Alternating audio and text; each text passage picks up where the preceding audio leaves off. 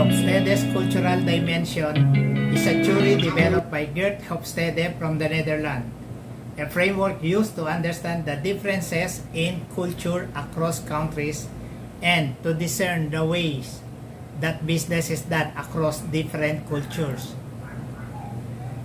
This is the knowledge of the manner in which different features of a business are viewed in different cultures. And it can help a manager in understanding and sailing successfully across the international business market. There are 6 indexes of the Hofstede principle.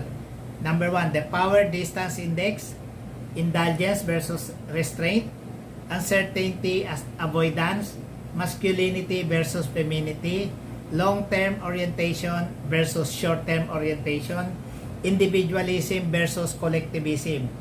These are the indexes of Hofstede'S principle from different countries across the globe. First, the power distance.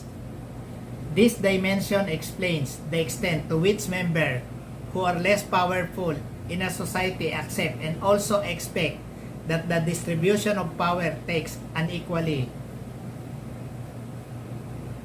Second is uncertainty avoidance. It is a dimension that describes the extent to which people in society are not at ease with ambiguity and uncertainty. Individualism versus collectivism. The focus of this dimension is on the question regarding whether people have a preference for being left alone to look after themselves or want to remain in a closely knitted network. Masculinity versus femininity.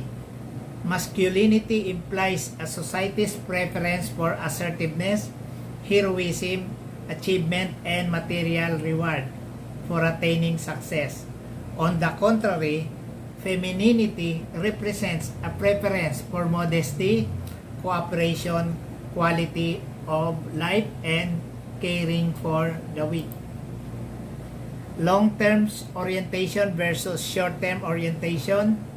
Long-term orientation describes the inclination of a society toward searching for virtue, while short-term orientation pertains to those societies that are strongly inclined toward the establishment of the absolute truth.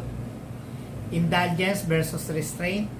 This involves around the degree to which societies can exercise control over their impulses and describes.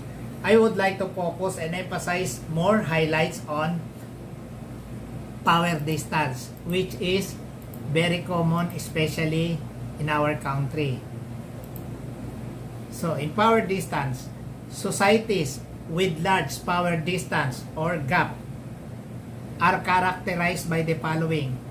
If in a society or organization, the power distance is high or strong, there is a big gap between superior and subordinate.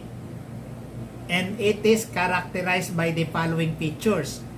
Autocracy in leadership, and the authority is centralized, and there is a paternalistic ways of management, and a number of hierarchy levels or bureaucracy.